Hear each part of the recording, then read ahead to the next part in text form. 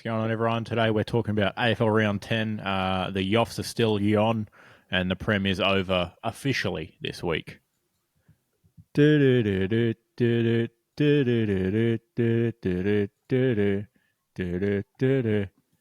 crack. Dude, I was not ready. Hold on. If we could just get everyone to... Stand by. So one deep breath in.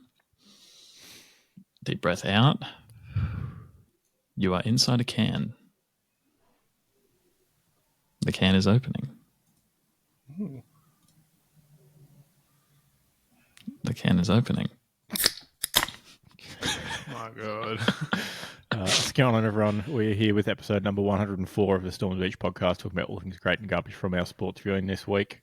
What's going on, fellas? Thinking about starting a ASMR meditation podcast. Yeah, you'll have, podcast length up, given it takes 5 seconds for every action. And, a little repeat of this is what's happening. I am tapping the microphone. I am tapping the microphone. Please don't do this. Sorry. Well, those videos shit me to tears. I hate them so much. It's like, stop doing stuff. Stop tapping everything. It's unnecessary. Just open the fucking bag of chips, dude. They're already loud. You don't have to make more of it. It's worse when they've got the fake nails that are this long coming off them. Yeah.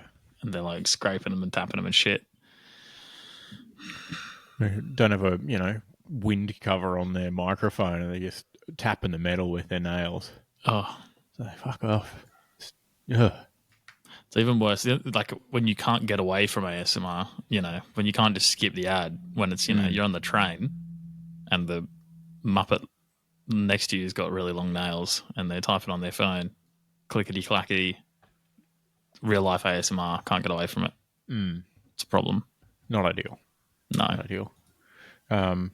Notice you said on the train and not in your workplace. Not many women in your IT workplace? 2. All right. So that's actually that's pretty good. Probably That's probably quite high percentage-wise. percentage-wise. Yeah. 2 out of... Affirmative measures are working well. Get women in IT. 2 out of 7. Pretty good. It's not bad. Incalculable. But Yeah, I can't do the pretty percentage high on for that. the industry. It's got to be at least 75%. Matt's thinking. Matt, what's going on? Not much. Haven't spoken to this guy via word of mouth for weeks at this point. Literally almost 4 weeks. Almost a whole month. Probably more than 4 weeks. Almost a whole month. You have spoken by word of mouth because I've spoken to both of you in between that. So my word of mouth has joined you two. I guess so. Matt did send an audio message at one point. Yeah. Oh, detour, fuck, was my highlight of that particular audio message. Don't audio message and drive, kids. The entire exit going to where I live was blocked. What exit's that, and to what home address is that, Matthew? Which was very disappointing because then you just have to turn back into Brisbane.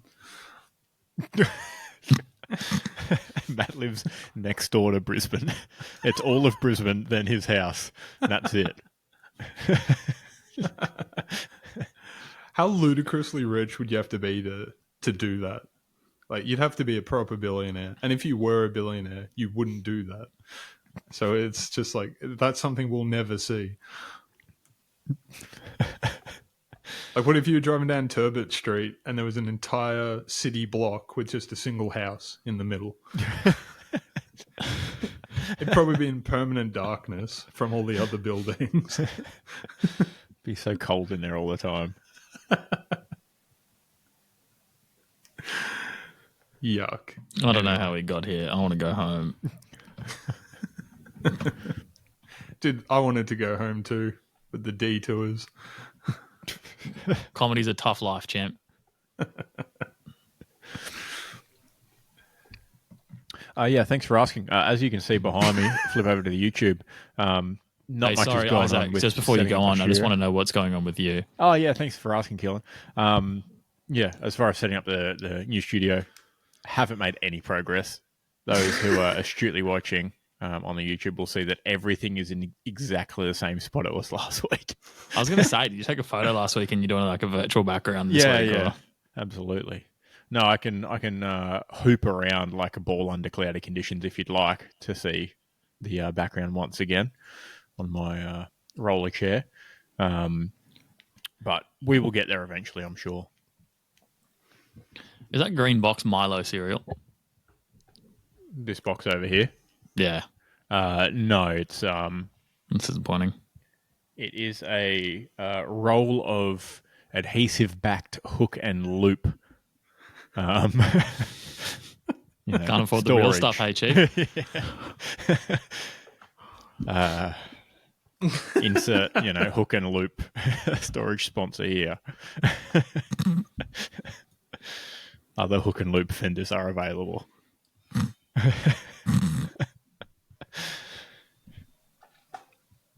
All right, should we get into Matt's minute? Oh. The funny man said he had a gig that went really well last week, so let's hear it. That's my A's stuff. Reportedly brought the house down. The pod gets the C stuff. Or killed, as they say in the industry. Unalived, I think they say now. Oh, Because the algorithm allegedly understands. Oh, makes sense. Yeah, people are scared their content gets taken down if you say killed. As in, like, good unalived, or as true. in, like, Clinton suicide, two bullet holes in the back of the head, unalived. It's tough to tell.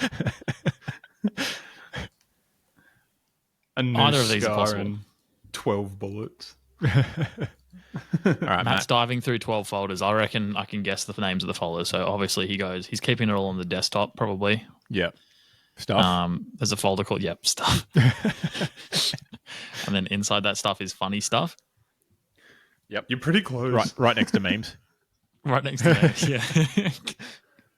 And then you walk down the aisle a little bit, and he's got stand-up set. Yep. Yep. Needs work. Yeah. Well, that's the whole. It was stand-up set bracket needs work is the next folder. It all needs work. And then in that is good bracket, better than the rest, close bracket. And the other folder is reserved for pod bracket dog shit. Noted storage on the good folder, empty. Noted storage on the have bombed with folder, completely full. Please empty recycle bin.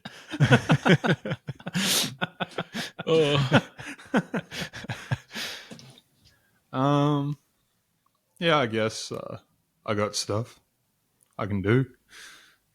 Welcoming to the stage, Matthew Jurassic. Hello. No, sorry. I know you don't normally wait for applause at your gigs, but I was going to do it here for you, so hold on. Welcome to stage, Matthew Jurassic. Wait. You do, actually. People are quite friendly at the person that comes to the open mic is quite friendly, usually. They want to laugh. They're there because they want to laugh. Some people are definitely there to laugh at you and hope you do very badly. And it's not uncommon for them to come, which is mean. You think, like, that kind of show. I don't know, like, what's going to be going on in your life where you're like, let's go to this free comedy night to just shit on some dude.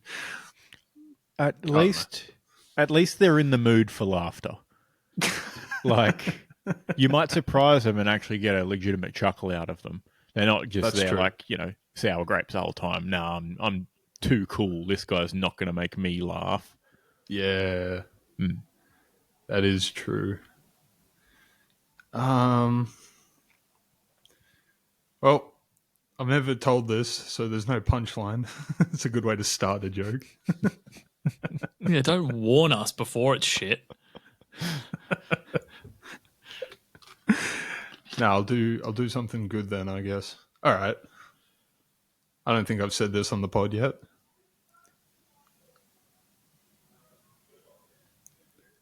You've been quiet many times. You've literally fallen asleep on the pod before. Nice try, though.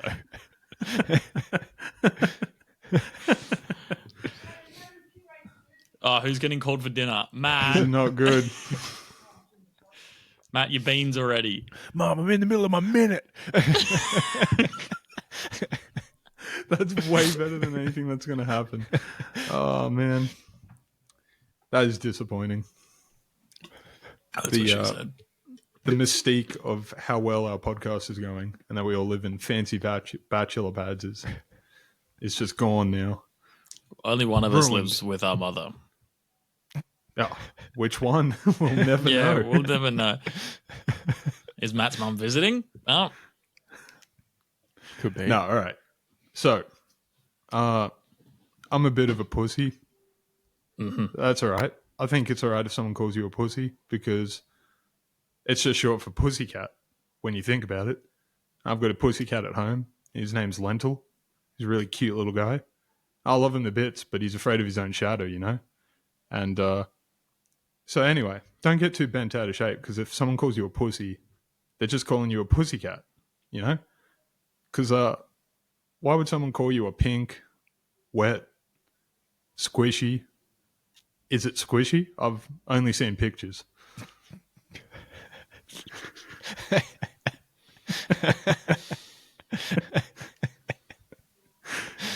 And then He called I himself also a like virgin. this one. That's the joke. Pull the tie. Oh, I get no respect, I tell you. I find it difficult at times to talk to attractive women, which sucks because those are the women I'm most attracted to.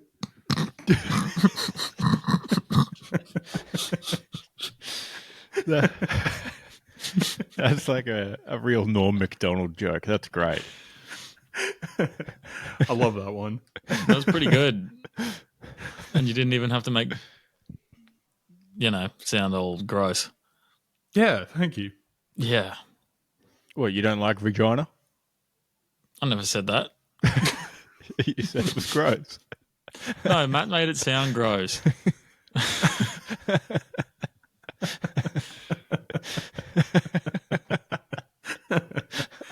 Yeah. No, but I tell you what, those jokes sure go over better than talking about that tragedy that happened at Bondi Westfield 2 days after it occurred. Yeah, you reckon. Who would have thought?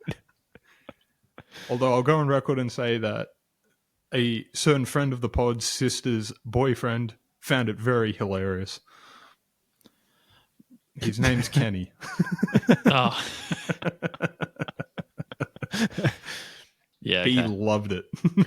Probably didn't go over so well that night when you were doing your bits because you were wearing your Kangaroos jersey at the time too. And he was covered in blood. That would have been wild. If you walk He had on tomato stage. sauce all over him from the pie that he dropped down himself earlier that night. Guys, I spilled pie on me. I've got a spare Kangas jersey you can wear. No one knows what material you have.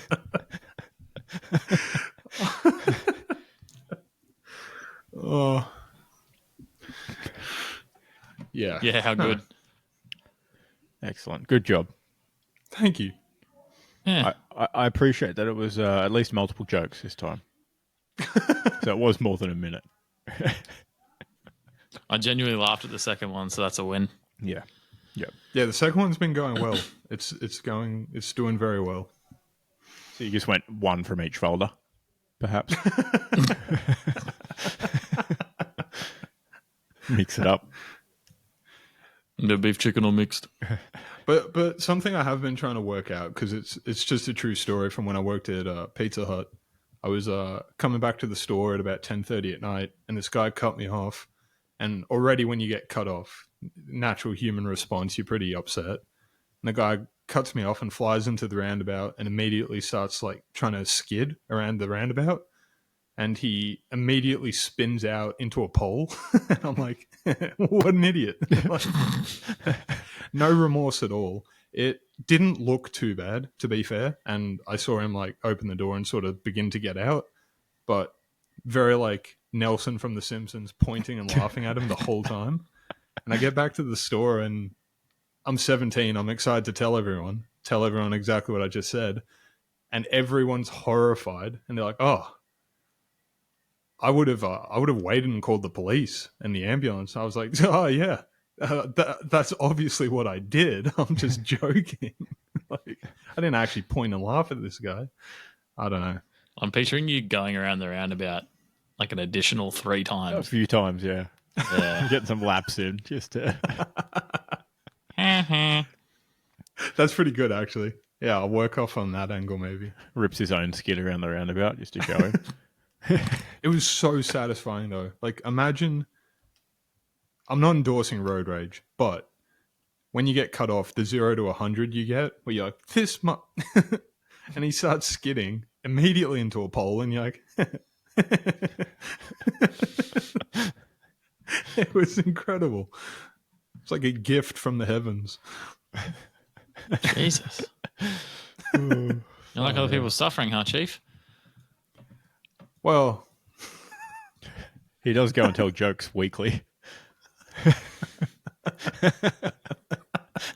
Multiple times a week.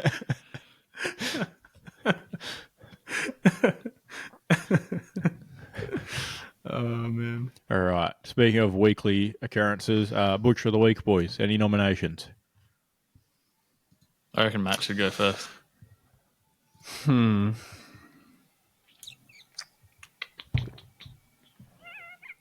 Now come back to me. I was gonna. I don't want to go with the one I was gonna go with because I don't. Yeah. Yeah, I don't really believe it. I don't believe it exists. Oh, chuck this one down. On the this comes from Isaac. Technically, thank you, thanks to Isaac, I suppose, for bringing my awareness to it. What if Isaac's about to say that as his? The official NBA app, which costs somewhere about $120 Australian subscription, is apparently worse quality and lags behind third-party apps or servers or streaming softwares or whatever. Like, Isaac and I were watching the exact same live OKC game, and I was like a minute and a half behind using the official premium app. Yikes. Endorsed and produced by the NBA. So, yeah. I think I was watching on... I think it might have been Foxtel, that game, on the Foxtel app on my phone, which I know is slightly behind because, you know, you can tell from the box score and stuff on ESPN or whatever. So I know it's already 30 seconds behind or something. And I think that's also in front of KO. Yeah, Matt's another 90 seconds behind that. Yeah. It's crazy. And there's just... We've talked of some of the like very warranted issues with the app, namely being the fact that it worked flawlessly last year. Like, it was a truly good product last year. Mm-hmm. Everything was like to the touch, like getting a brand new smartphone. And then they went with Microsoft for no reason. Like, literally the old, if it's not broken, break it, apparently. And now it just doesn't work. Now it's just terrible. Mm-hmm. Switched to Microsoft and they needed you to register an account. Interesting. Yeah. You know, they put in, you know, your name, your email, your COVID vax number. Surprised Matt could even get working. Maybe that's why it lags. It uses your 5G chip to to sync it up better, and you don't got one because you're a muppet. Oh, I forget about that every time. Thanks for bringing that back up, Isaac. What? That Matt's a fucking idiot. Oh, right. You need a reminder. Well, there's certain things that I just, forget. Slip my brain sometimes. You never know just how bad it is. Yeah. Then all of a sudden. Like, he has a license. It can't be too bad. My Butcher of the Week nomination is a classic. It's Eric Ten Hag. Okay. For hopping onto his Google Drive and using his end of season speech for 22-23 for the 23-24 season. What a Chad. There is a... it's obvious when Optus Sport have done it. Optus Sport have done a side-by-side of the two speeches, cutting between the two, and that's legend. The sentiment is all the same. And as everyone's probably well aware, he's like the least charismatic man in football. So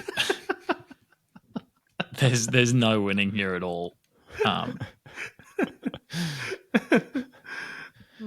Except, of course, they did win their final game of the season and ruin my perfect week of tipping. But it is what it is. Mm-hmm. Fucking dogs. So did he just like go, hey, ChatGPT, I have this speech from, past. Can you just slightly rework it? Not too much. Yeah, can just you a little. rework I think it it's pretty 1%? good. Yeah. Can you update the dates and make it 1% different? That'd be great.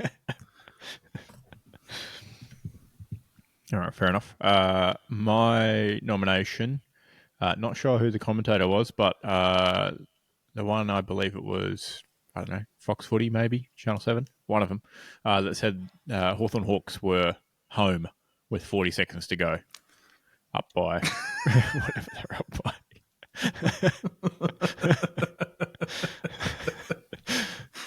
You hear him getting up and like his voice fading as he leaves the recording. Well, that's in the bag. No, come back. Why would you say that? Must have been up by, 11, I guess, with 40 seconds to go. That made me very sad. Yeah. I was legitimately on the stool. Like I'd gotten all my affairs in order, and I was on the stool midway through the fourth. I was like, Including your browser history. Yep. Up on the stool. Rip the hard drive out. That's why he's got no more new stand-up content. He deleted it all because he wasn't sure if it was too risque to come out after he died. It all got flushed down the toilet. I have... He's in like Bitcoin McGee. He's in the tip looking for his hard drive, trying to find his jokes. I'll see if I still have it, because there was one file I deleted because I just thought, if someone finds this... Jesus. Look, while we're on it, the Hawthorn game was tough. It was something. I walked outside for 3 minutes to, see Dan's new puppy do a wee and a poo, and he didn't even do a wee or a poo. Oh, what a waste of time. No. And then the Hawks shit themselves. Yeah. And then Zach came out and he said something along the lines of don't go inside, or something like that, How is this like event set up to like come and see someone's dog do a wee?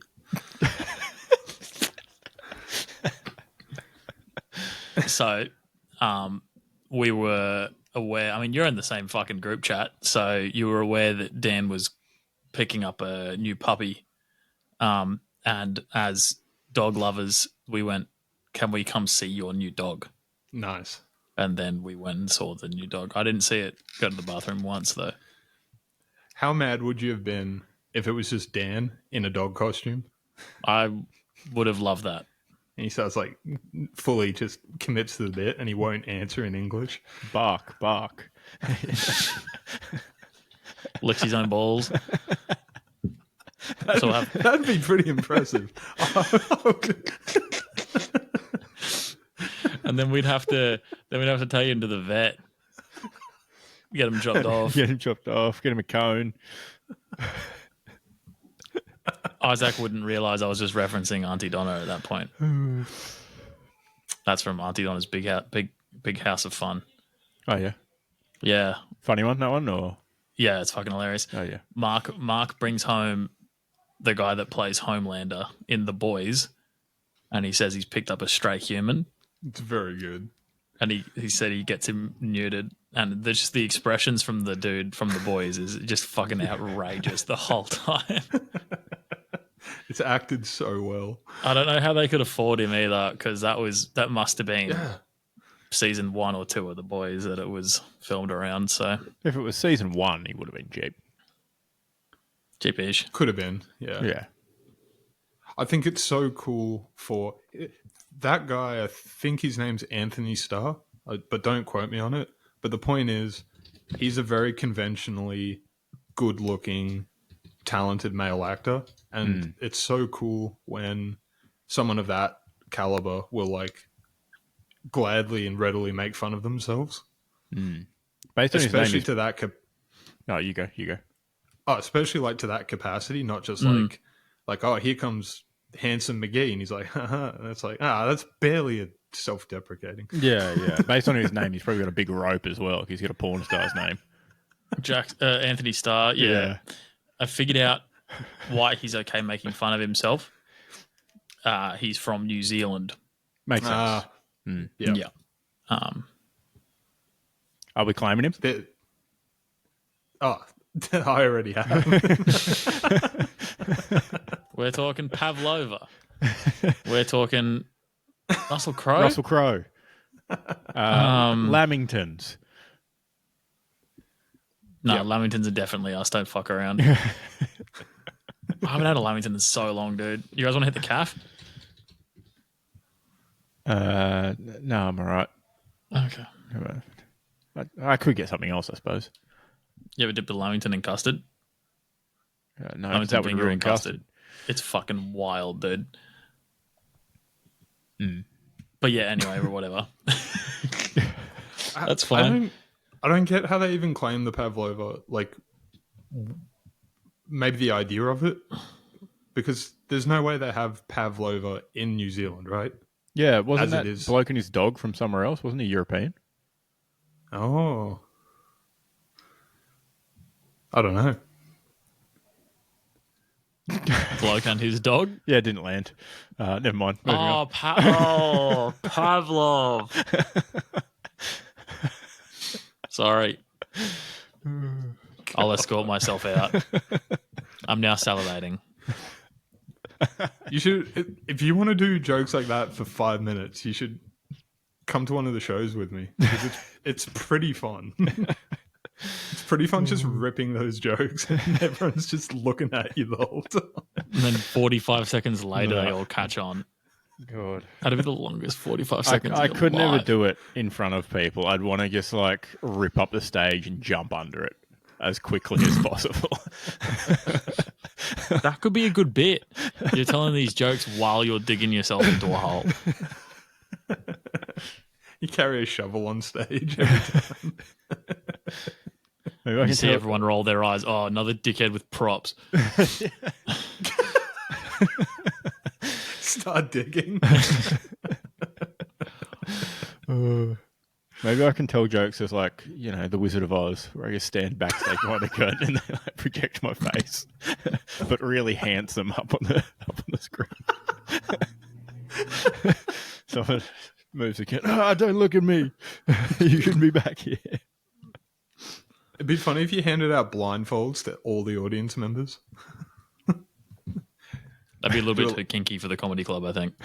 Do it like a reverse. Yeah.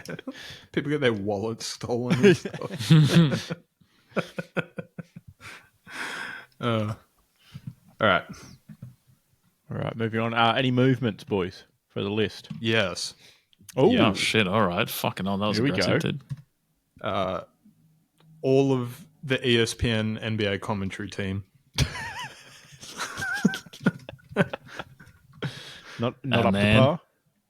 Sorry? Not up to par. No, just for blatant like favoritism and bias towards big franchise teams. But with, and I feel pretty comfortable saying this, truly impartial. It was the Knicks versus Indiana. I've got no interest in those teams whatsoever.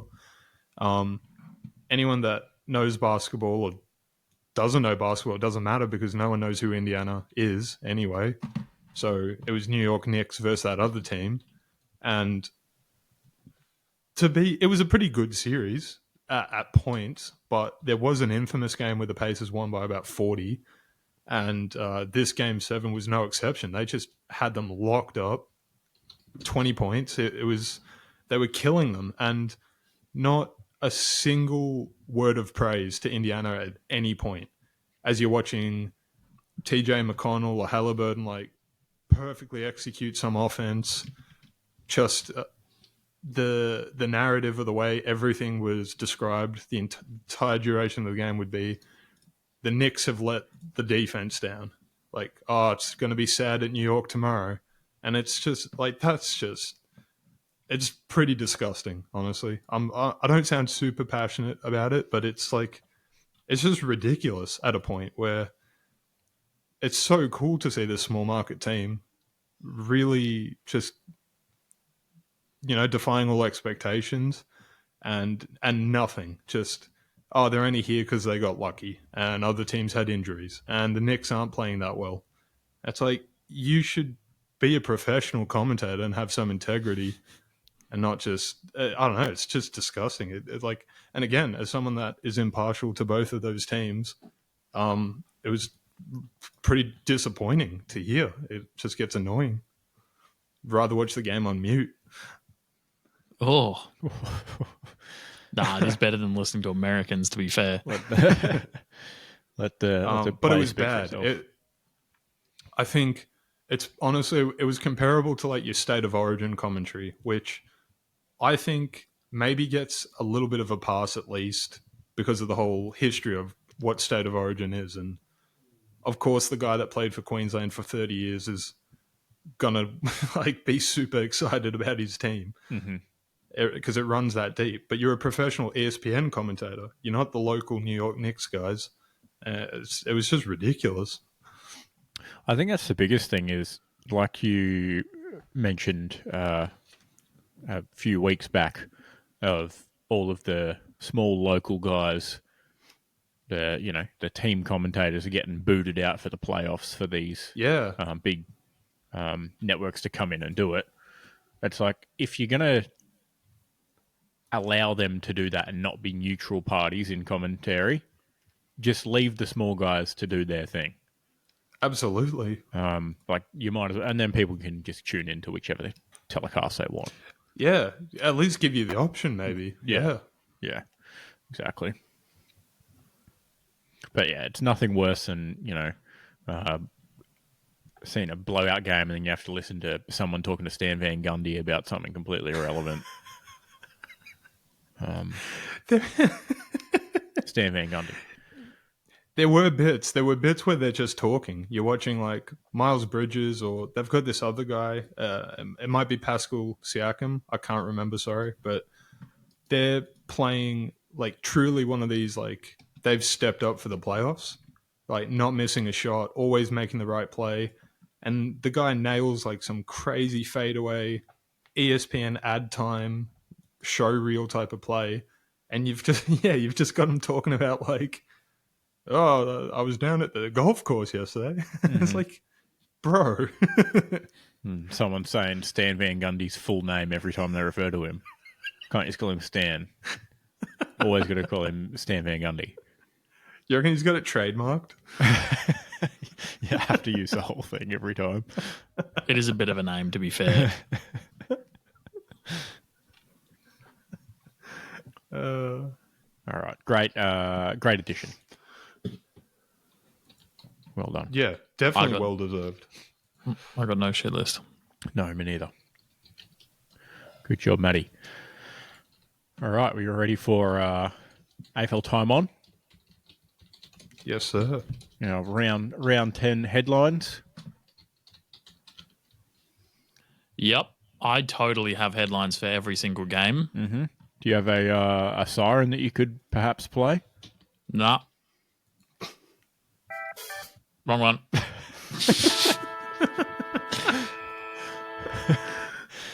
Lighten the mood a bit. We can leave it playing the whole time if you want. And then you can, do can it. like, I need to drop pull your up my headlines things, to actually, rhythm. so go for it.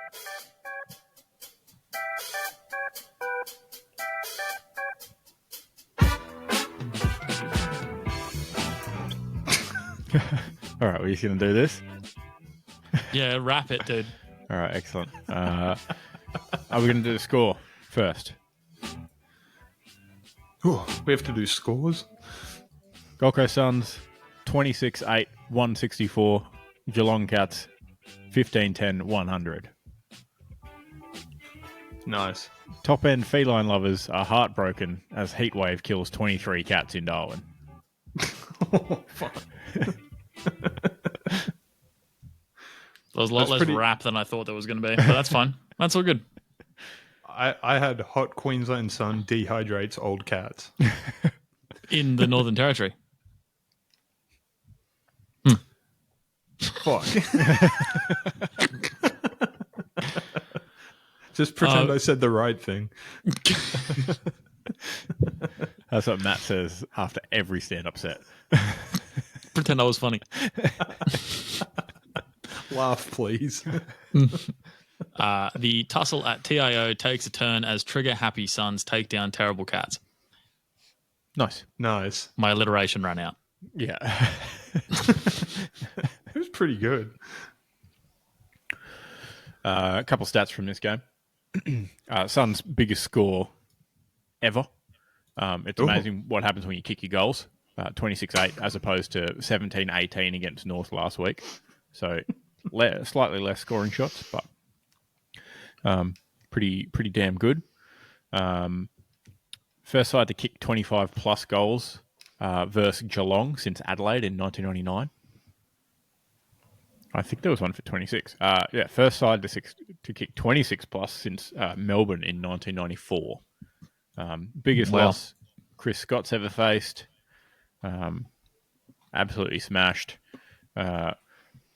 Pretty disappointing to see about half of our tipping comp tip Geelong. Clearly, they just don't know.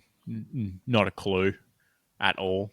I think Dan was in that list too, so clearly not listening. Dude, they literally played in Darwin, dude. Yeah. And it's a Suns home game. What do they do? Win. It's easy.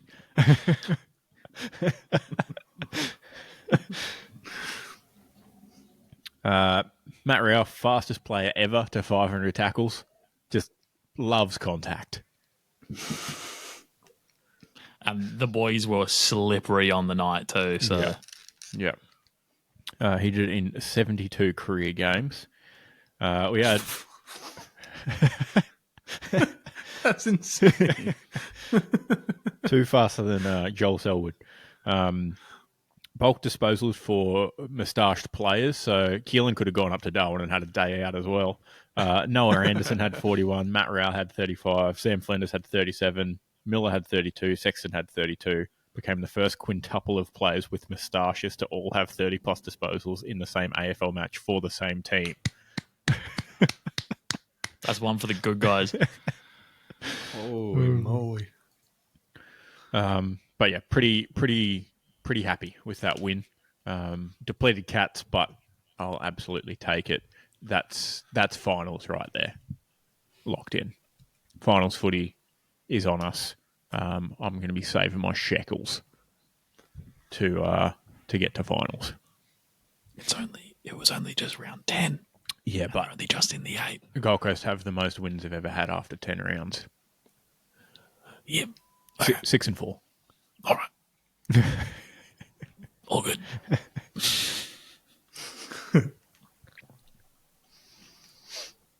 Okay, moving on. Oh, yeah. There's more football. Yep. Sydney Swans, 17-15, 117. Carlton Blues, 9-11, 65. Oh, you don't like that score, do you? No, I didn't particularly want to say it. Stop for a second. I've got good team beats shit team. Why, oh, why did I not shoe in the Swans? Good point. Matty? It looked so scary at the time, though. I don't know why. The odds were way closer than they realistically had any right being, I think. Yeah. Matt, your headline? Melbourne geezer unable to open lids unassisted.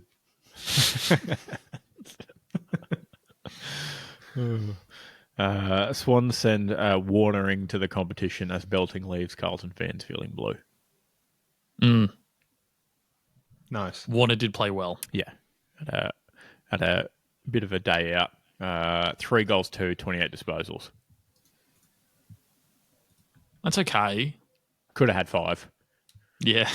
Not quite good enough. Sad for him. But another key injury for Carlton, Jacob Wiedering going down in the back line. So might be in for a bit more of a tough slog with all their injuries, especially with one of their better players. So you'll love to see it, especially coming into this week. Don't skip ahead. I mean, they are in 10th, so do they matter? Not quite. No. They're washed, mate. Collingwood, 12-6, 78. Kuana, 11-8, 74.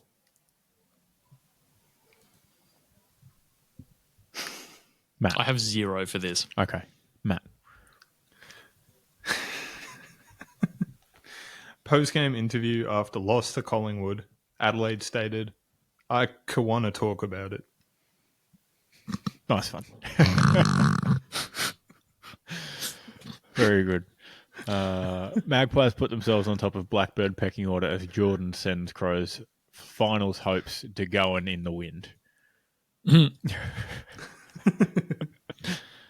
I had no headline, but I got a real funny stat for this.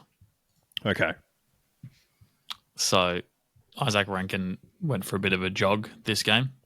Yes. You meant to bounce the ball once every 15 metres. He ran 24.2 metres without bouncing the ball. Mm-hmm. There is the longest distance you can cover by walking on planet Earth without having to take alternate modes of transport is quite a long way. And if it would take 4,092 hours, right, to go from all the way up in Russia on that east side, all the way down to the tip of Africa. If you were following AFL rules, you would have to bounce the ball 1,492,467 times. But if you were following Isaac Rankin's 24.2 meters, you'd only bounce the ball 925,083 times. Wow. There you go. Over the 22,387 kilometers. However, Patrick Cripps ran 33 metres in round 15, 2021 against Adelaide.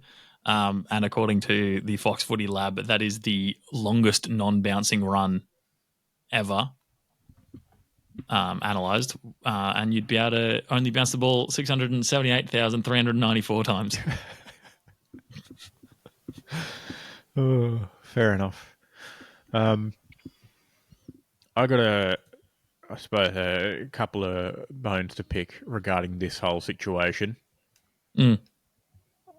If we can get it so the Crows get really, really close to making finals and then just don't, like one win outside the 8, that would be great because then they go down 1 year, don't make finals because of a bad call, right? Following year, they don't make finals and complain about a correct call. That would be just great. Which way do you want it?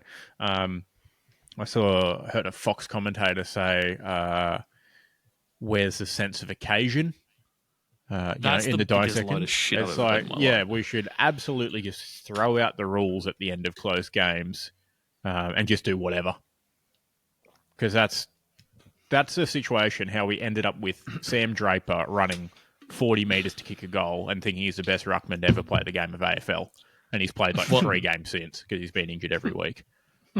It always comes back to Sam Draper. Mm-hmm. He's the problem. What does it mean? Yeah. Exactly. Well, it's funny you bring that up because our friends at ESPN share that sentiment and believe it wholeheartedly. Like some dude got elbowed in the throat, let's say, and they go, "Really? Is that a shooting foul in the playoffs?" And it's like, well, yeah, let's just forget the rules. Yeah, exactly. Draymond Green will love that. if we're doing that in honor of Sir Doug Nicholls' round, which spans round 10 and round 11, let's just go all the way back, get rid of the Sharon, bring in the stuffed possum skin. We'll gather around like 60 of us, and you just kick it until you can't be bothered anymore. Just days at a time, we'll just kick it. There's no goals. You just keep the possum skin off the other bloke, and it's all for one and one for all. There's no set field. It's just within the trees here, or you can go in the trees a bit if you want. Maybe, there'll be some gentleman's agreement, I'm sure, to stop and take a drink at some point, have a nap, and then get back on with it. A few darts. Yeah, 3 days' time. Yeah, sounds good. And then once, maybe we're out of food, then we just go our separate ways again and we do it again, another gathering of Marn Grook next year. Might as well. Let's just do that. That's just easier, And of course, there wasn't really any rules back then because Marn Grook, big occasion. You got to have a sense of occasion. Just throw out all the rules. You just don't call anything in grand finals then. Was that scripted or did you fucking full send all of that? That's wild. Like just, when the grand final's on, just don't call just umpires, get out there, you bounce and throw up the ball. That's it. Let the boys play. Fuck that. I reckon both ruckmen already have their hands on it and they just tug at it until one of them gets it. No umpires needed at all.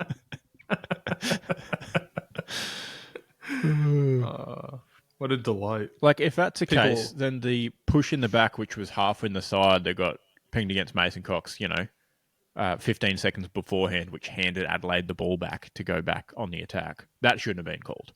You don't pick and choose. And then you see people online saying, 20 of these go a game from people doing kick-ins and stuff. And it's like, all right, you're being a bit hyperbolic, but I'll be generous to you. Give me 5 examples a game where it happens.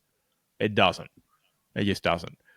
I saw someone on Twitter say, technically it's there, but I err on the side of not calling it. It's like, well, that's how you end up with a shit game and you hate umpires all the time when they don't call the rules.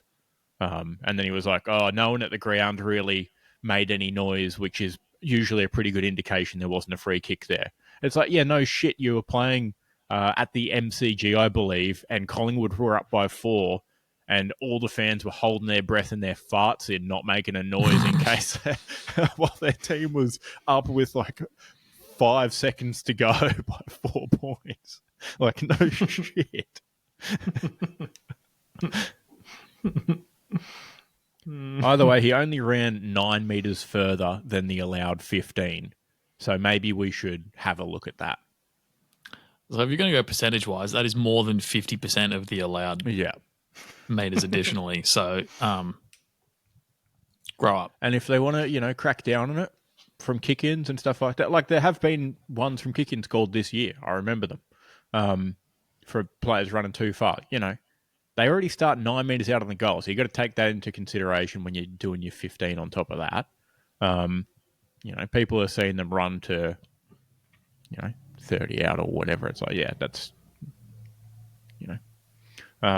if they start calling more of them, sure, great, just do it. I'd rather them call it more than not. People want consistency, but it's like generally players are pretty good at knowing what 15 metres is and get rid of it. Like, you don't often see people running without bouncing the ball. If anything, you see people bouncing it too often.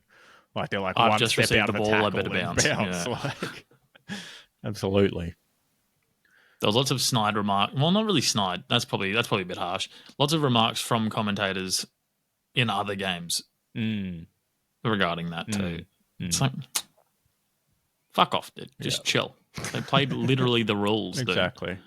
Some corns bloke said on the radio, I don't, not Kane, it's someone else, said if it was Pendlebury or Dacos that did it, it wouldn't have been called. It's like, yeah, cool, sure, you can say that if you'd like. They might have bounced the ball. I think Scott Pendlebury has the AFL game sense to understand that he needs to bounce the ball. Also, very good at bouncing ball. Basketball background. He knows how to dribble. Easy. Yeah, he's definitely not going to be travelling. If we started playing by volleyball rules, all the teams would lose. Same thing. We don't do if, buts, and maybes. We do absolutes, and he absolutely ran too far. But if my aunt had balls, she'd be my uncle. But she doesn't, so she's not. Yeah. Do you get what I'm trying to say? If my grandmother had wheels, she'd be a bike. So good every time. And possibly further proof Isaac Rankin ran too far is even his hammy pulled it afterwards. He was like, nah, too much. And he's out for a few weeks with a pulled hammy now. He's literally from the running family, dude, as well. So it just makes sense. Ran kin that run. Yeah. Family that run. Yep. Is the official translation.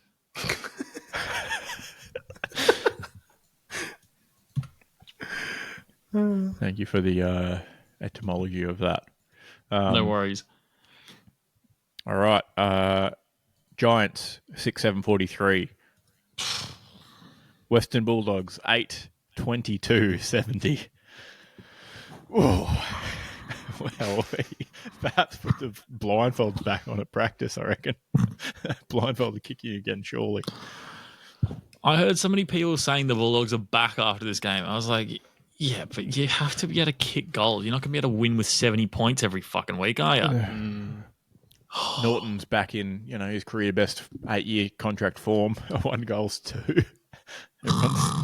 Everyone's following the big dog. See how it goes.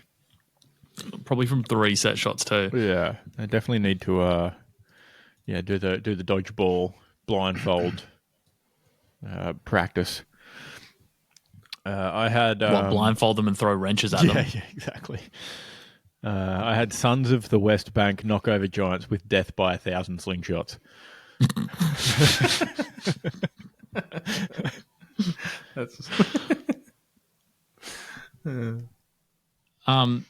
Mine's a lot more aggressive and a lot less creative. Bullshit Bulldogs banging 1 billion behinds in Western walloping. I like and it. It's not even a walloping either. It was so mediocre. Giants fall from beanstalk. Remains fed to the dogs. Nice. 27 points, not much of a walloping. That's not a huge win. But as far as numbers go, 43 and 70 seem really far apart. It feels like they got killed, but it wasn't that bad. Percentage-wise, they are. Yeah, they should have really been killed. 8-20. Was it windy? Was anyone watching? Was it windy in Sydney? Weather's been not great recently. Yeah. Hope for although I would like to point out that both Jesse Hogan and Toby Green kicked 3 no behinds. Interesting. Windy at one end, perhaps. Maybe. Who knows? Aaron Norton did get 20 disposals to go with his 1 goal, though. So I guess he was doing other things. Seems weird. Maybe they're putting him, getting value out of his contract, making him a hybrid midfielder forward. Christian Petrarca type they're hoping for, perhaps. I don't see that happening.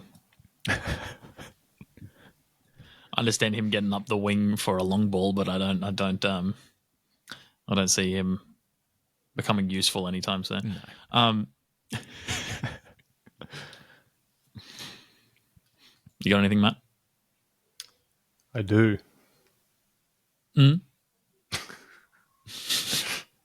Old geezers around the nation keen to watch the footy, saying, "Won the flim flam," because of the team name changes. Matt's clearly referring to Euroke 8755. Well, you're up 9/18/72. Bit of it going around, I guess. Did I goof and Matt had already said his? He did. Oh, yeah, you He said did. the Giants fell out the beanstalk. Yeah, That's yeah, on me. Yeah, That's on me. Yeah. Yeah, very apt, Matt. I'll take that for sure. I also had no idea what was going on, so I didn't do one. Well, you're up and about after Euro choke at Docklands. That was pretty good. My draft had to do with a Euro step, but I couldn't figure out what the Saints were fucking Euro stepping. I was going to say they were Euro stepping out of finals footy, but that was already guaranteed, so it didn't feel good enough. Trying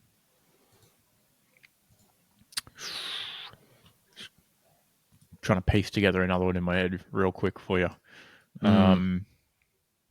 I've been working on it in the background of my head this whole time because I thought there was a good basketball reference, but I've ran the tape through, I've rewinded it, ran it through again, didn't hear anything different. Ran it backwards. Yeah. Oh, look, the thumb people are actually asking for help.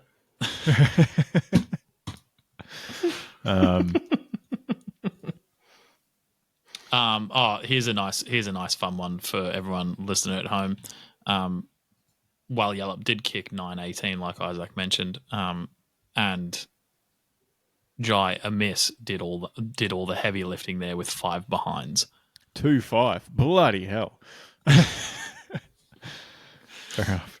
2-5. So that's just like a Loves fun a miss. little fact, given that he missed a bunch. 2-5 from 9 disposals. He did nothing but a miss.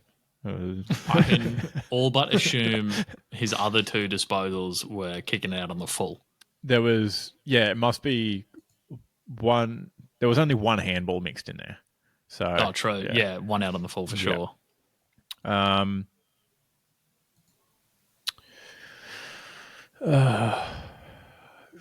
Just trying to. I can do this.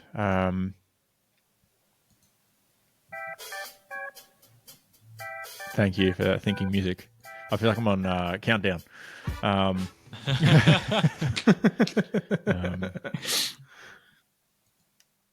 I've never understood the title of 8 out of 10 cats does countdown, if I'm completely honest. What, the whole thing or just countdown?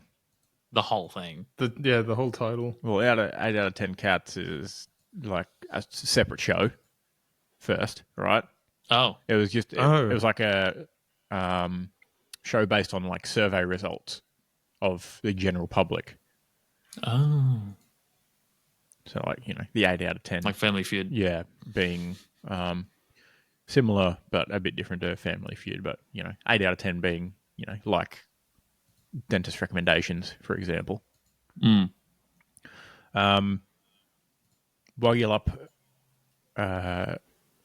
see Sunnyside, despite goal kicking woes, as they scramble Euroke.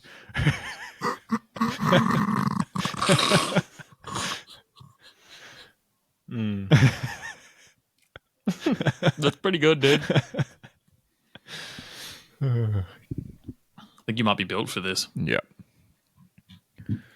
Alrighty. Up to the Gabba. Queensland teams smoking from the same pack this week, but the line's not quite as good as the Suns. The line's 26-7, 163. Tigers 6-8-44. I mean, not as good total-wise, but their margin was larger. True.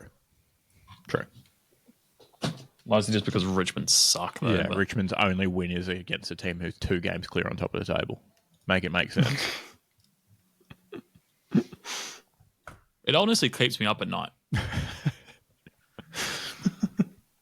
I had Lions and Tigers, and even retired Bears could have beaten this Richmond team. Oh my.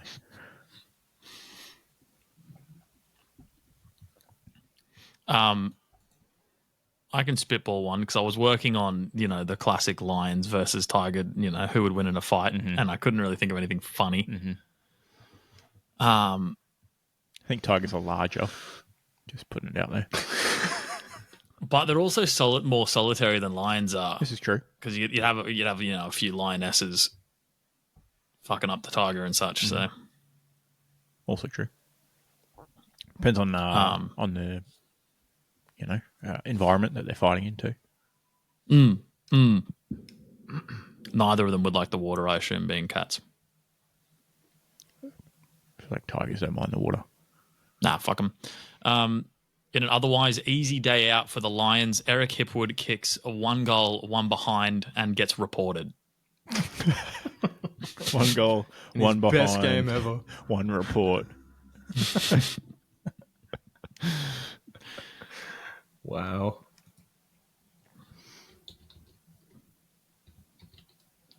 Matty, have you got one? I do.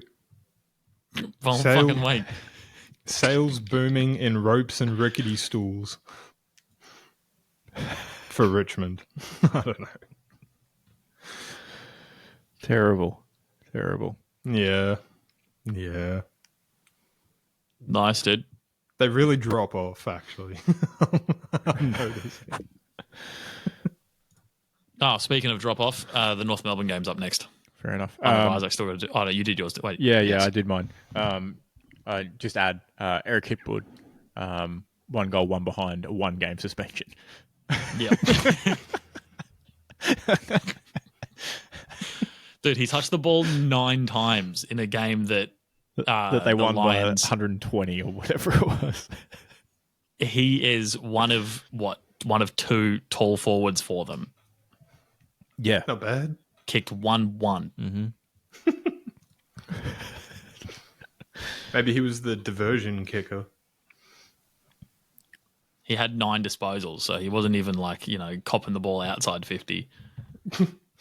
Kai Lohman kicked 5 goals from 14 disposals. That's efficient. All right. Essendon Bombers 16-10, 106. North Melbourne 10-6, 66. Essendon changed their name to Secondon for Sir Doug Nicholls round. Nice. Kangaroos get the whistleblower treatment at hands of hangar staff. I have honestly not that bad. Did you watch the same game? There was hope at halftime. Yeah, They're only I down by wasn't 7. suicidal in the first quarter, as per usual. Mm-hmm. There was legitimate hope at halftime. Even Zach Toohey on the ABC grandstand call, current Cats player, sounded hopeful. And then the third quarter happened, and it was 8 goals to 2. They were just idling around in the sky. Mm-hmm. They did win the 4th at least. 2 goals to 1. Was it fucking raining at that point, or? Well, it was at Marvel, so it was probably under the roof anyway. So it was raining, but it didn't matter. Yeah. Yeah, probably. Probably. But it was raining, Clark. In good news, Harry Sheasel got 32 disposals. Yeah, nice. That's the so game good. high. He's too good. I fear it's going to weigh on him. Like he'll wake up one day and he'll be like, I'm so tired. So tired of losing. Takes his glasses off. Can't party anymore. He has averaged 30 disposals a game. Yeah, pretty good. This season. Pretty good. Would have been really nice if the Roos had pulled this off. Like the AFL No. world would have been like, yeah, that everything's fine now. Everything's balanced, back to normal. Bombers scarves put back in the way at the back of the wardrobe. You know. That'll happen at People's First. Yeah, that'll happen in 2 weeks' In a time couple of on weeks. 2nd of June.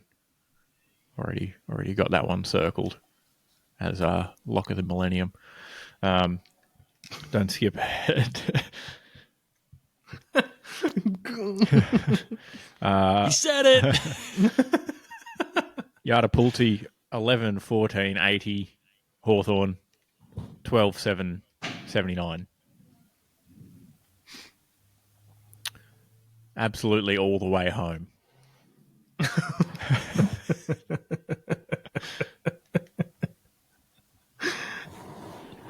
Yeah. Balancing the wedding cake on your lap, the most important cake, arguably, of your life. Drop it on the driveway as you open the door. Might as well put it in the back seat the whole time. Didn't matter. Yeah, but then you have to clean it up in the backseat. I've got tough but expected. True. I believe the Hawks did get a B+ grade for this week, which I think is pretty fair, given they, all but did it for the last 2 seconds. Yeah. Look, Yeah. my logic here, as a very sensible footy fan, is Hawks aren't playing finals this year. Probably not. So not getting a win doesn't really matter too much. But the effort I saw was what I wanted to see, especially in that first quarter. A+ That first for quarter effort. effort was immense. Yeah. And low-key, Lloyd Meek's like the 4th best ruckman at the moment in the comp. So True. Which is quite impressive. My headline for this one, Power Yardapulti themselves into the top 4 with late surge over Hawks. yeah, he's run back to classic. It's a Port game. All right. Well, they surged at some point, didn't they? That one's straight off the back page every week. Yeah, fact. It works. It works. Did you do yours already, Keelan? Yeah, that was my tough but expected. Yeah. I've got Hawks lost somehow. Let's all point and laugh at them. You bastard. My team's going to win a premiership before yours is. Oh, Ooh. you going to bet on it? Want to do a I bet? would if I was a gambling person. Well, it doesn't have to be actual money. You could bet Isaac's anything. palms are tingling. I'll I'll be the house if you'd like. I'll hold the wages. What if we do a haircut bet? Real What kind terrible of? I don't. odds. Neither of us want to get a fucking buzz cut. Exactly. They can just be buzz, just like number 3. Nothing awful, like nothing that'll not get you employed. I'm in a committed relationship, and I don't want to damage my chances by shaving off all my hair. It's fine. She's that's not even okay. in the same state 9 months out of the year, so it's all right. That's what does it. Yeah, so I'll just have to Time it. schedule my trips around Yeah, my haircut. yeah, exactly. We could potentially be waiting on this bet for like 20 years. That's fine. That's even better. Nah, Hawks are winning it in 5 years, mate. Just you wait. That's better. Dad, why'd you shave your hair?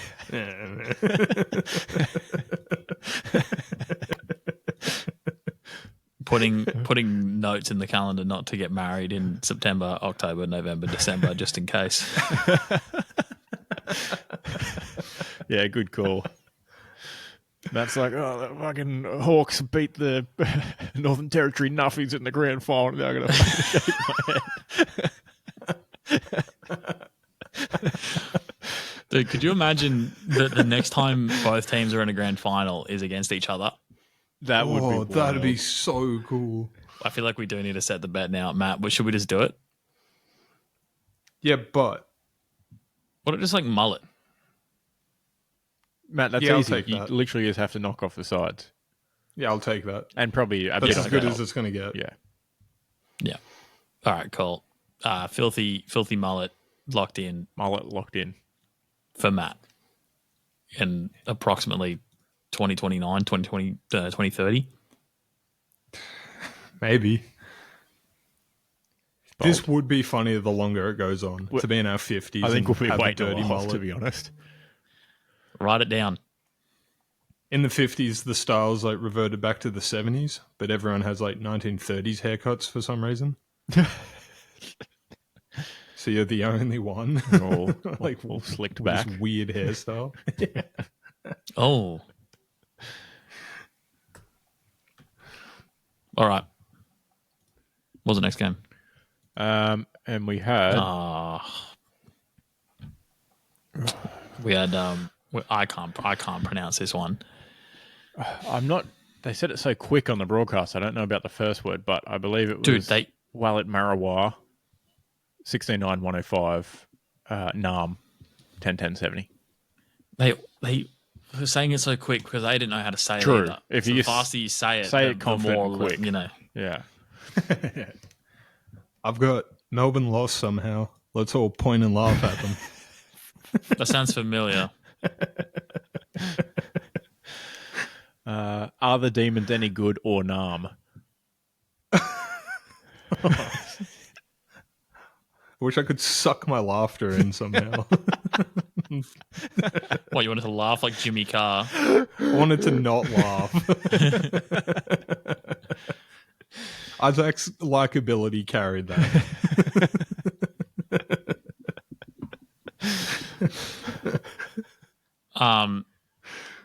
I've got fuck's sake.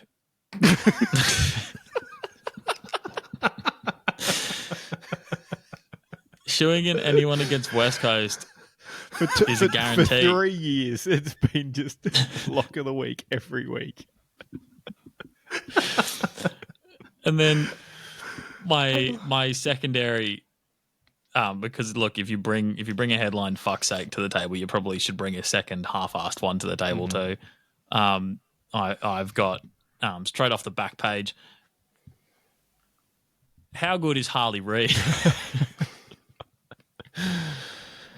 Pretty good. Yeah, pretty good. It would seem. Dude. He kicked the Sam Draper goal, right? He bounced the ball an appropriate amount of times, but he kicked the Sam Draper goal. Yeah. Which I don't find to be that skilled. Because what's happened is he's running a straight line and he's happened to have the ball tapped to him and there was no Demons players around. What's the crazy skill in that?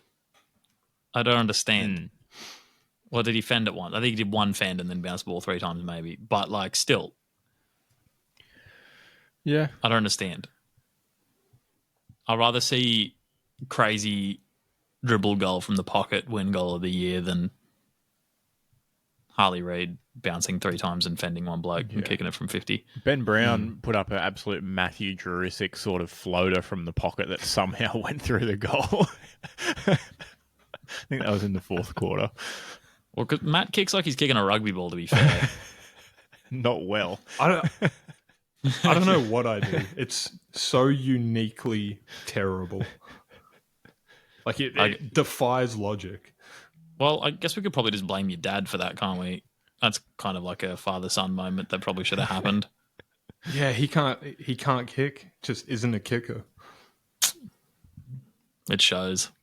Actually, this is a true story you've reminded me of when I was like 8 or 9 years old, and we were driving from Victoria to Queensland, and we stopped at one of those like campy site picnic type of locations next to the Murray River.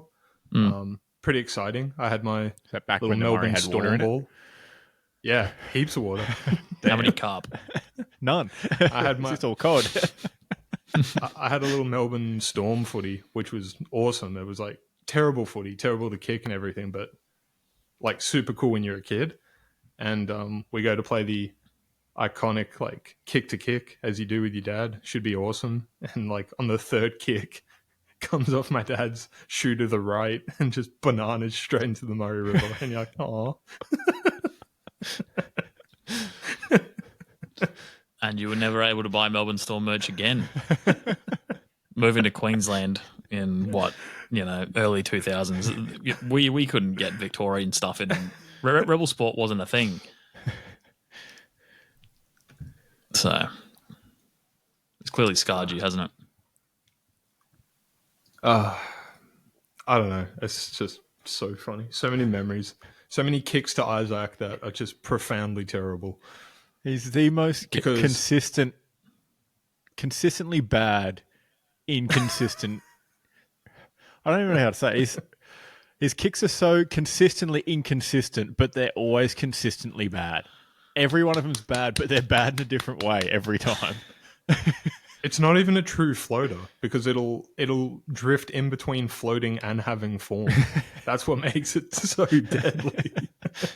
So deadly to all the 4 and 5 year olds at the official Macca's kick to kick at People's First. It's gotten a lot better actually. Matt Olchin has skilled me up somewhat. Over the past years. There you go. Yeah, the trouble of it really was thinking you've got this one because it's got some sort of form, and then it just flips and it drifts again. He's put some flight on. He's really pitched it up there, and it's just beating you through the air. Maybe it is the magnets after all. Yeah, I don't know. There was excessively strong magnets on Double Island Point Beach one afternoon. When we were camping, Matt put up a almighty floater into the sun, and it went straight through the bread basket. It hit me square in the nuts. As like 2 cars full of families, also beach camping, drove past. All pointing and laughing. Just floored me. Just absolutely floored me. Luckily, none of the other 8 people who were on the camping trip with us and we're all sitting on the sand dunes drinking were paying any attention. So none of them saw, just the 8 to 10 strangers driving by that I would never see again. On a scale of 1 to pool cleaner, how painful was it? Ooh, it's hard because you got to factor in the slight bit of enjoyment as well as the pain with the pool cleaner.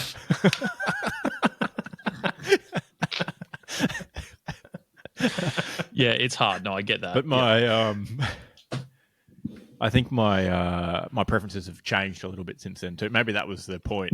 Maybe that's what kickstarted it. Alrighty. All right. Funniest post I saw this week about the AFL was a rip-off of See You in the NT. That's See You in the Top 8. Yep. From the Suns. Not the boys. Pretty good. I believe Sportsbet. It was Sportsbet. Got on that one.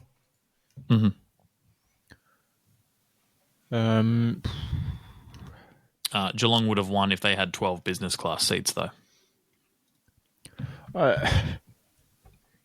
I get the disadvantage conversation. I agree, and I get there's only so many business class seats on a plane. But how do you just draw straws? Because there's, conservatively at least 30 players going, plus staff. Well, hear me out. The big fellas either sit very front row or exit row. Would have to. Yeah, there is no way that the Wizard is getting a business class seat. No, he's in the back. He's in the back row by the toilets where the seats don't recline. Yeah. Rowley needs probably a business class seat to fit those shoulders. Rowley's underneath with the cargo. He's just in there wrangling suitcases the whole way to the. Yeah, they're not even like under a cargo net. It's just Rowley. He's just there holding on to him.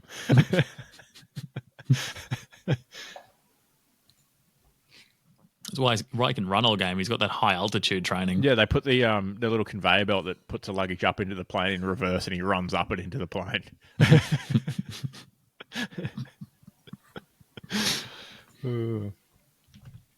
All right. I don't have any. Do I have any significant AFL news? None that I've noted. I don't think. Oh, other than a little scorigami, AFL scorigami point here, 80 to 79 has become the standalone most frequently occurred scoreline in VFL AFL history. It's occurred 15 times. I don't like that. So for the game this week, obviously not a scorigami.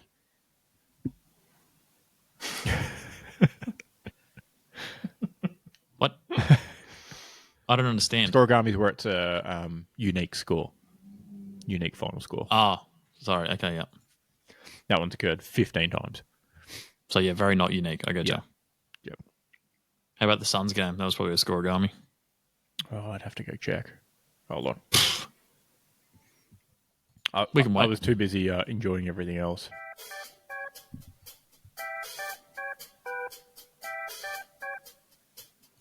I don't want to wait.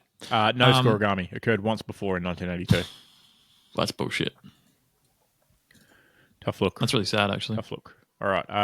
They only got like 20 records in one game, so Yeah, true. No other news. So, shoe-in recap. I had the Lions who won by 119. Nice little percentage booster there. Matt had Port who pulled out a win by 1. And Keelan. I had the Sydney Swans who won. Keelan had the D's who lost by 35.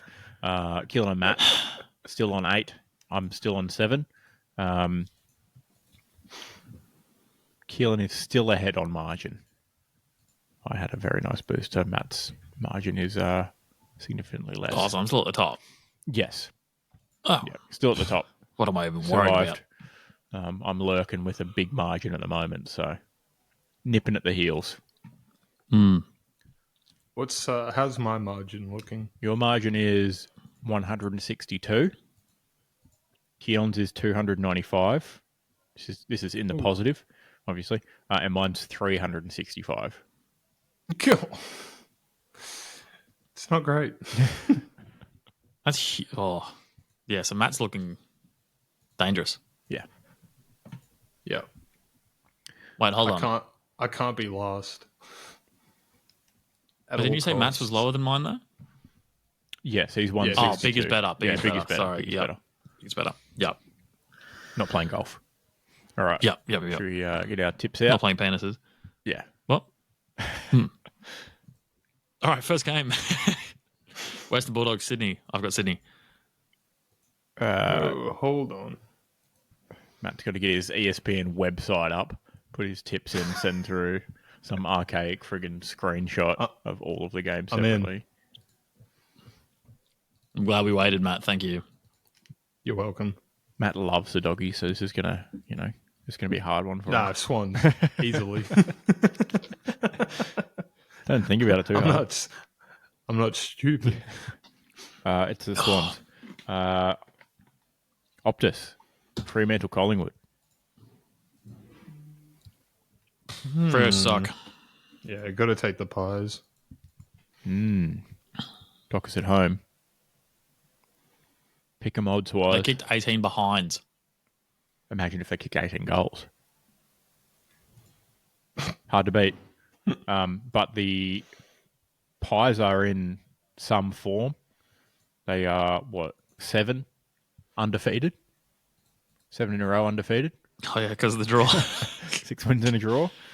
So it's the Pies. I am taking the Pies. The commentators said they're all the way back. So, Yep. Oh, hate that. Marvel, Carlton, Gold Coast at still above $3 on some bookmakers, which is just silly. I've already hammered that. Mad disrespectful. yeah. Suns to get Suns their win first win on the road for the season. this. Easy game, this one. Mm-hmm. Although it'll depend if the Suns can play through the lids, which are firmly on. The lid will be very firmly on at Marvel as well. Mm-hmm. I can only imagine.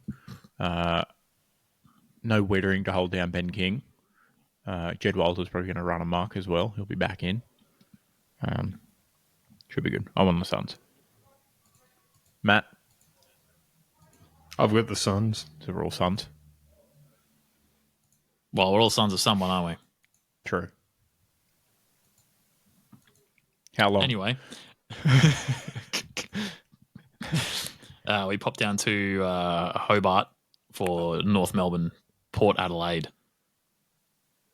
Makes it tricky. Makes it tricky in how hard you hit Port Adelaide. Yeah, it's the Powers probably win this one. It's going to be Port. Matt? Port Adelaide. I love that we have to ask you every time. Emotional H. At GMHBA Stadium, we've got Geelong versus GWS.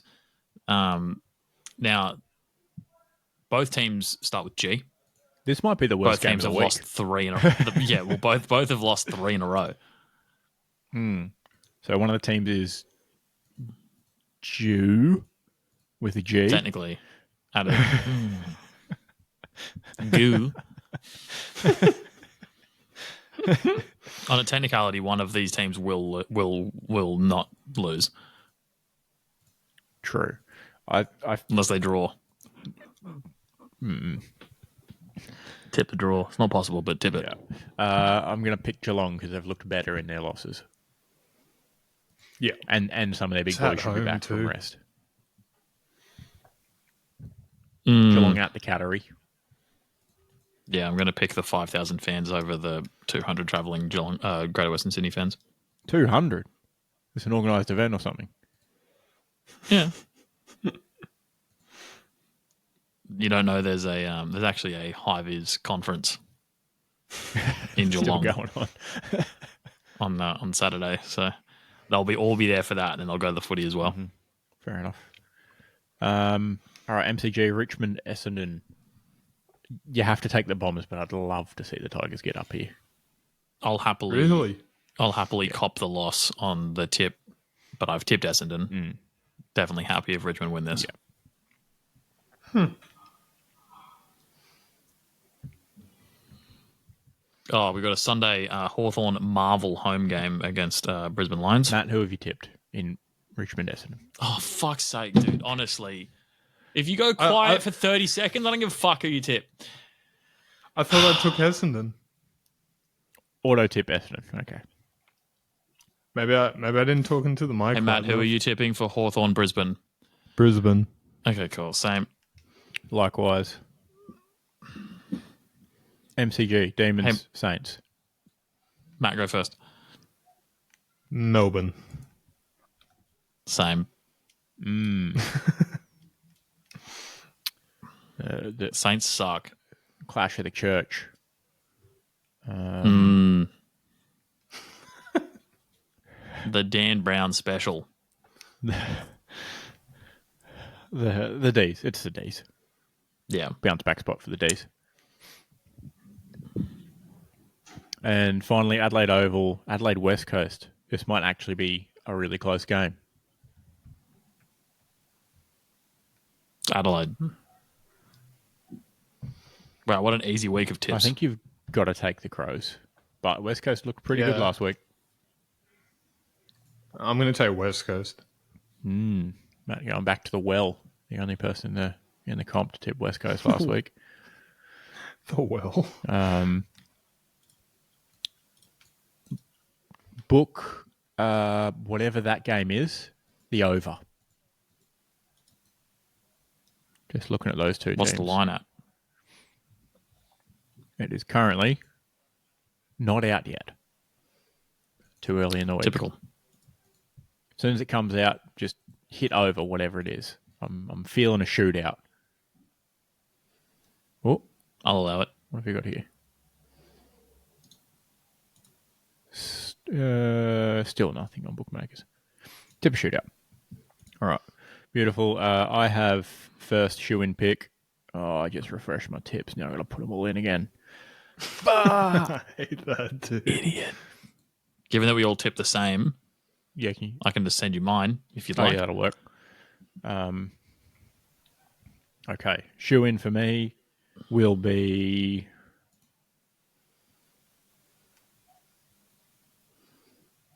We've got 2 identical odds on Sportsbet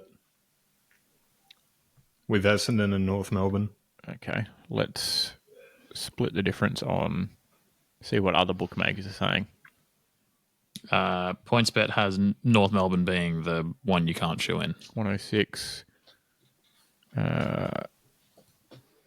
North are 107 to $8.50. Yep.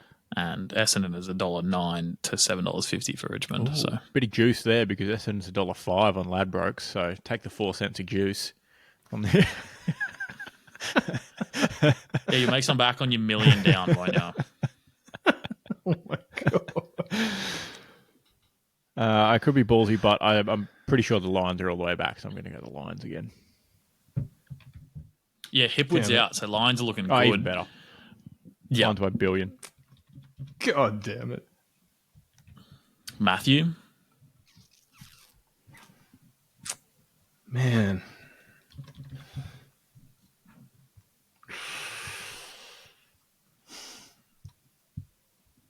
Probably take Sydney.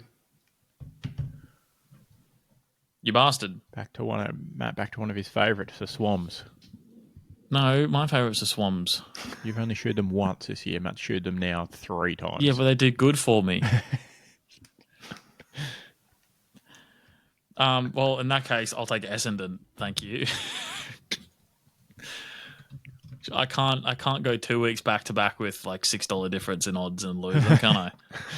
Statistically, no. But Richmond suck. So, all right, cool, sweet. they're pretty not good. Yeah, I was very prepared to pick Sydney because I thought Matt was picking the easy one there for sure. I just feel better about Sydney for some reason. Well, it feels good to pick Sydney over picking Essendon, but Yeah, I think that's all it is. yeah. Alrighty. Thank you. Chinks from your Coke. Under roof doesn't count. Nice try though. Oh, you bastard. I hit Sam with one of those in the car the other day. She was like, what? What the hell's under roof? Did you tell her to grow up? Yeah, I was like, you clearly don't know the rules. You exclusively have to be outside. Or I guess, technicality may be a tent. You get away with it. But, yeah, not getting me in a car. No way. All right, quick breeze through the NBA. Boston's on their way to their easiest championship ever. They've got the Pacers in the East Finals, and the West Finals are the Mavericks and Timberwolves after the Thunder choked and the Nuggets choked in Game 7 as well.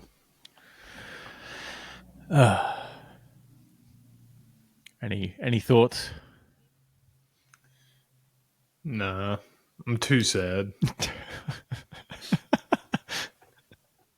I don't like any of these teams. Like, the best I could hope for is just hoping that Boston don't win the finals. Take the field over Boston.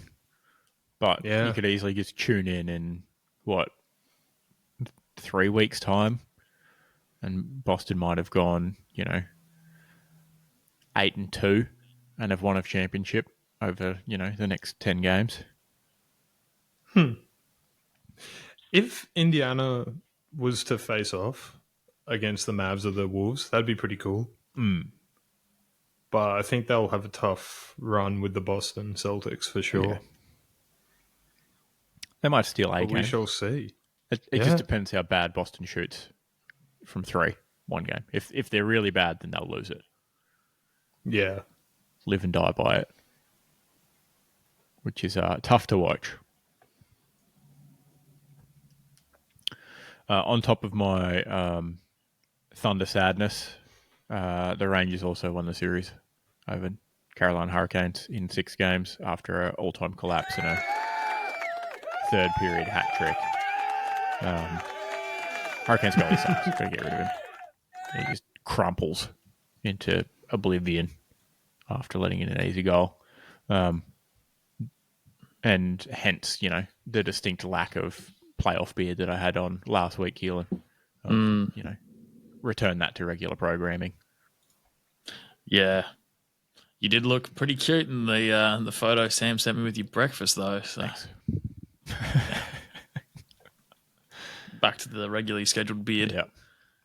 If it's any consolation, the Rangers are scheduled to win the Stanley Cup.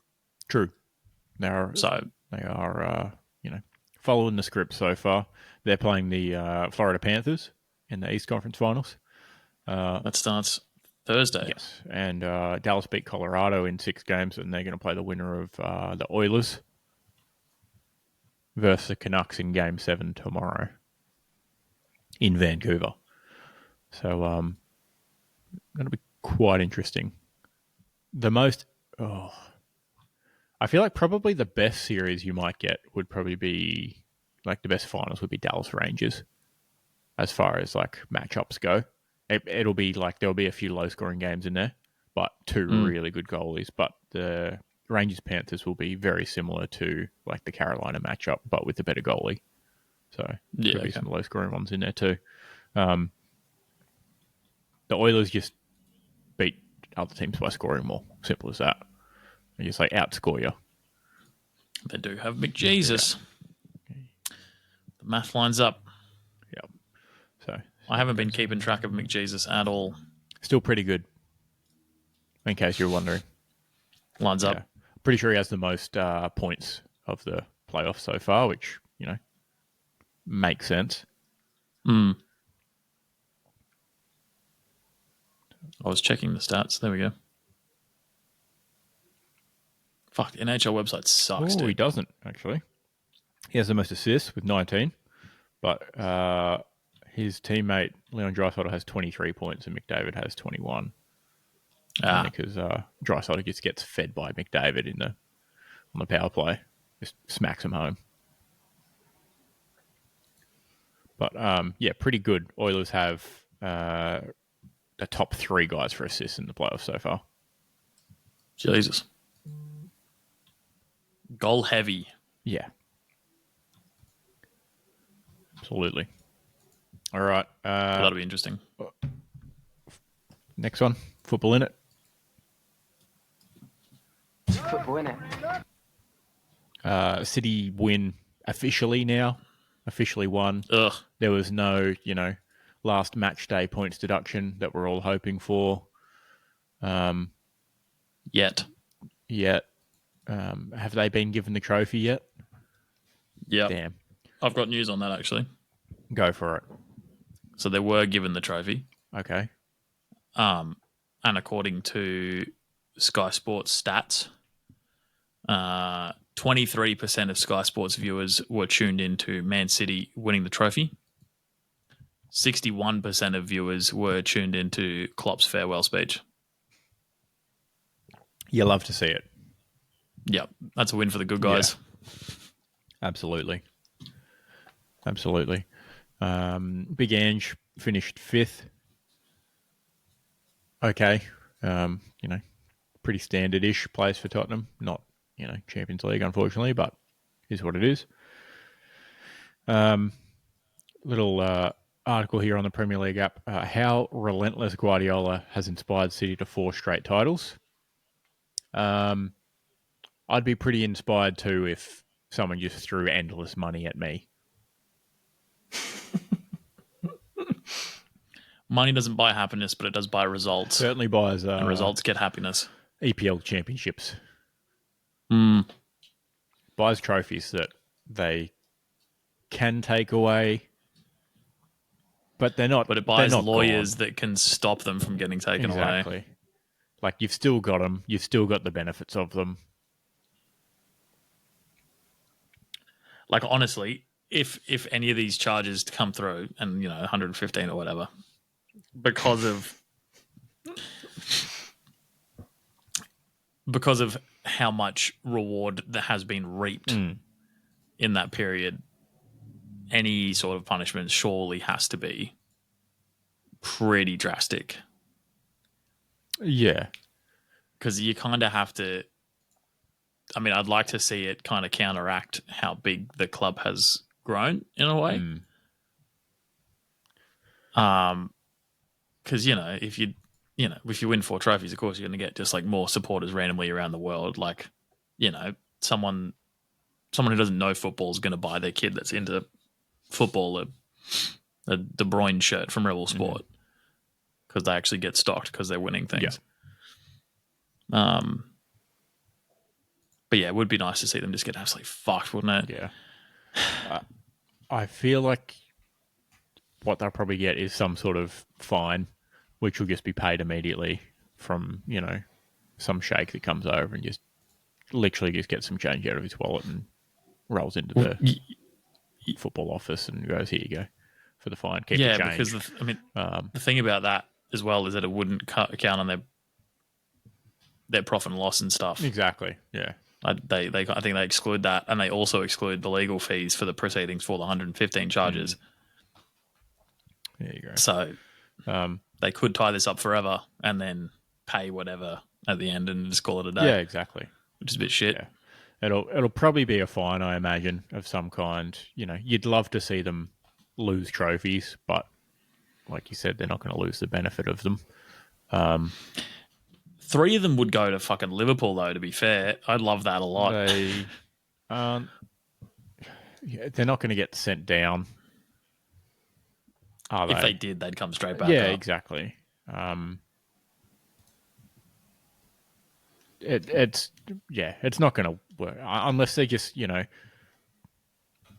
docked 10 or 20 points a year for the next 100 or 50 years. Decade. All right. I thought I was extreme. You work out 10 points per charge and then divide that by years or... Sorry, I'm distracted because I just saw Matt drink out of a jar. Yeah, it's my little... Of course he drinks out of a jar. He's got like a 5G blocker installed on the back of his head. That water was probably sitting out in the mood light yesterday. Getting all charged up. I had my crystals in it. Did you sun your anus this morning? No, I forgot. That's why you're having such an off day. He was hammering out a new copper drinking cup, though, earlier on. Ting, ting, ting, ting, ting. See, I like the look of copper drinking cups, though. They look pretty. Now, as opposed to a cup that's not for drinking. No one said we were making fun of copper drinking utensils. Yeah, I'll make a stand for copper here. Big copper guy. Moscow mules are delicious.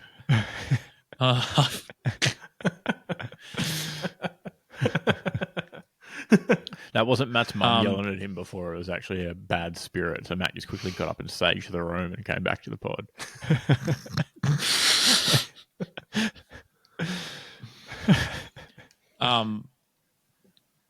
Back to the sport.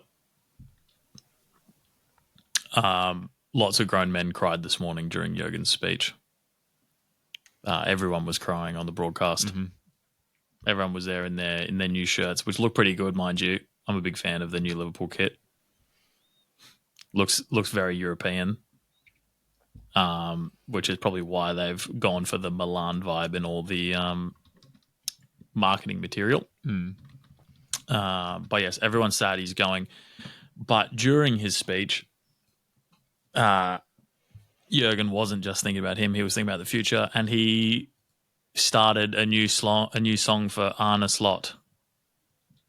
Literally, he got the crowd singing a song for the next manager during his farewell speech. What a great guy! Like actually, he's really trying to bridge that gap, isn't he? Do a nice warm handover. Yeah. It's like, I just want to make sure I sit on the seat and keep it warm for as long as I can. Can you start edging onto the seat a little bit? Yep, cool. A little bit of butt cheek. I don't know where I was going with that. Let's move on. I'm too emotional. Yeah. Excited for the future and stuff. I don't have anything else. I feel like this Manchester City thing is just going to be forgotten. It'll just disappear. No. We will never forget. Never forget. Even if we, pack up the whole sports journalism thing, I think we'd still meet weekly to release an episode. This is our 9/11. Yeah. as I was saying, we'd meet weekly to release a podcast episode just detailing that, a 30-second episode maybe of just, the charges. Still 115 charges that have gone uncharged.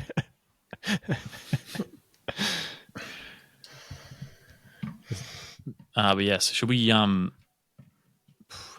what everyone's really been waiting for?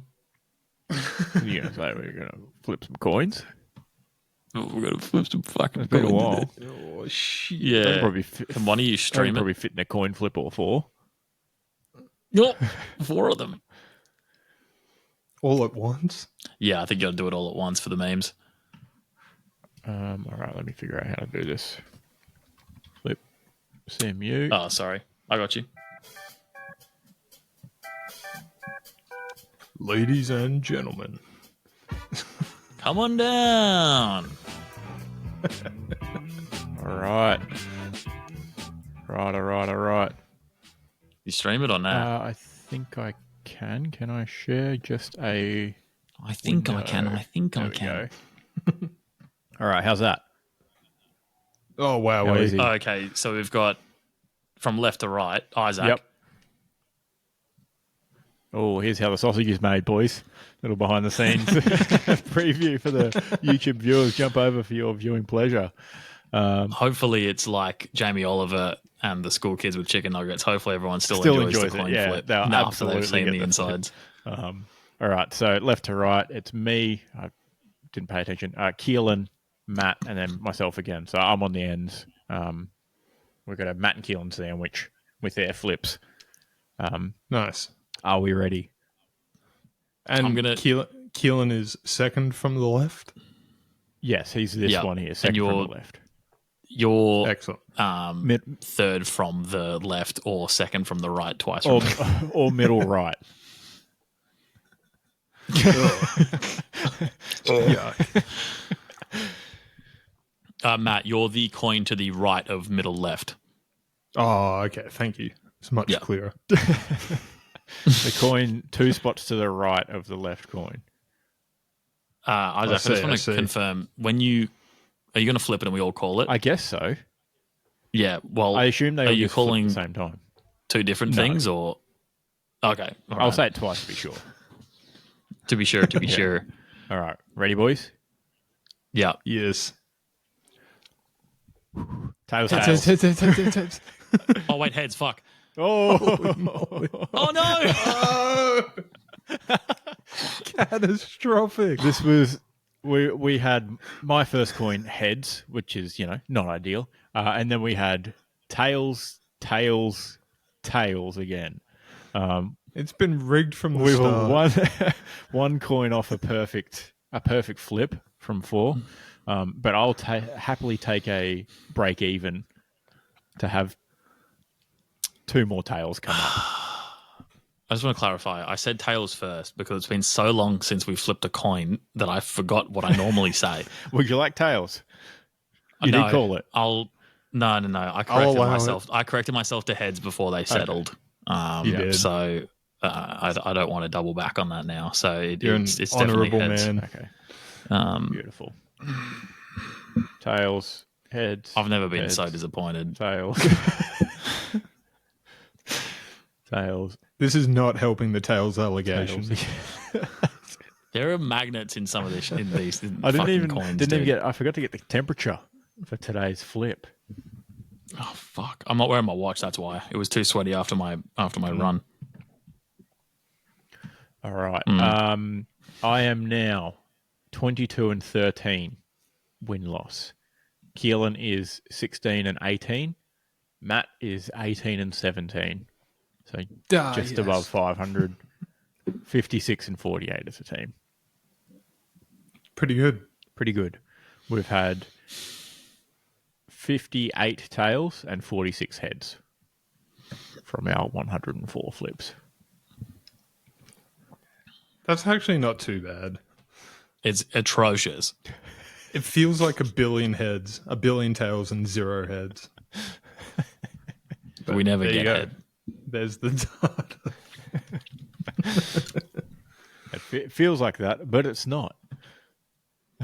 Do you still have FlipSimu open on a I tab? just closed it, but I've got it open right now. There you go. Can you? What are the worldwide splits on heads tails? Do I hit? Here we go. Stats. Tails is 37,296,944. Heads is 36,639,883. 50.44% tails, 49.56% heads. Tell you what, it doesn't feel like that where I'm sitting.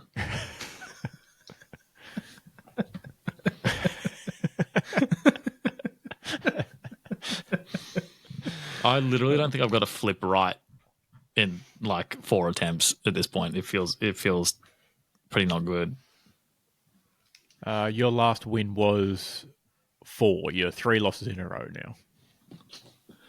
now. You're one Fucking Geelong and GWS 1 over from here. 5. It's been a tough year, dude.